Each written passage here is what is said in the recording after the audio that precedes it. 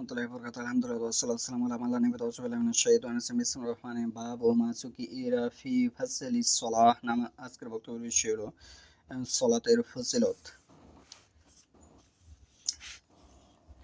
আন কাব ইবনু উসরা কালা লি রাসূলুল্লাহি সাল্লাল্লাহু আলাইহি ওয়াসাল্লাম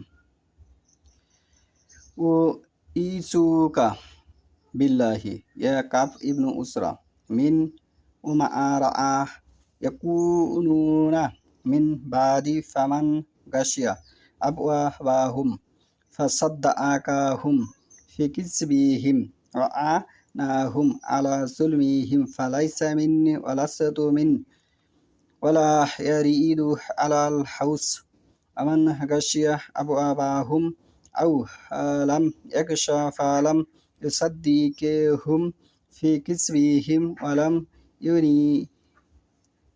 yu'inhum ala zulmihim faha minni wa ana min asayaridu ala al-haus ya kaf ibnu usra salatu burhan as-sawmu jannatun hasinatun wa sayyidah qahatu tutfi'u qati'ah kama yutfi'ul ma'u an-nara ya kaf ibnu usra innahu la yarbu lahamu nabata min suhutin illa kana tinnaru aula bihi। আজকের বক্তব্যের যে বিষয়টা আমি যে হাদিসটা তেলাওয়াত করেছি সহিহ তিরমিজি 81 হাদিস নাম্বার 614 নামাজের ফজিলত।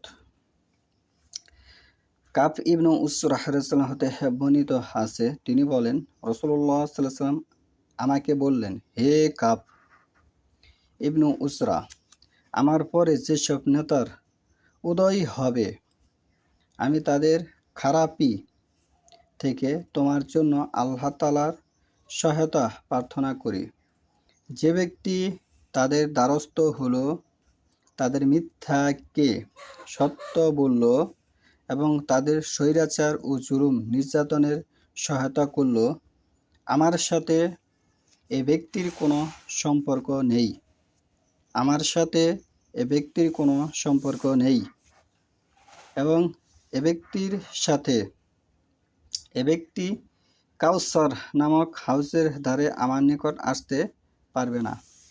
অপরদিকে যে ব্যক্তি তাদের দ্বারস্থ হলো, তাদের কোনো পথ গ্রহণ করল কিন্তু তাদের মিথ্যাকে সত্য বলে মানল না এবং তাদের স্বৈরাচার ও জুলুম নির্যাতনের সহায়তা করল না, আমার সাথে এ ব্যক্তির সম্পর্ক রয়েছে এবং এ ব্যক্তির সাথে শীঘ্রই সে কাউসার নামক হাউজের কাছে আমার সাথে দেখা করবে। হে কাব ইবনু উসরা, নামাজ হলো মুক্তির সনদ। পৃথিবীর অসংখ্য মানুষ, বর্তমানে কিছু লোক বেরিয়েছে যারা 5 ওয়াক্ত নামাজ মানতে নারাজ। রোজা হলো মজবুত ঢাল, জাহান্নামের বিরুদ্ধে প্রতিবন্ধক, এবং সাদাকা, যাকাত বা দান খয়রাত গুনাহসমূহ মিটিয়ে দেয়, যেভাবে পানি আগুনকে নিভিয়ে দেয়।